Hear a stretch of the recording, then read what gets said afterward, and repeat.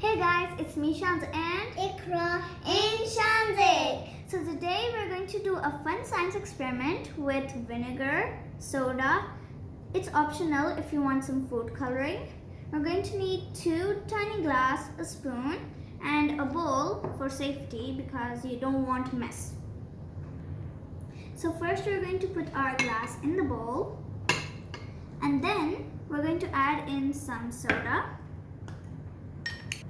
So we put some soda in our glass. Now we're going to add some food coloring. So we put in some soda and food coloring. Now we're going to put in some vinegar. Let's see what happens. Oh! Let's do the other one. Oh wow! This even didn't happen now.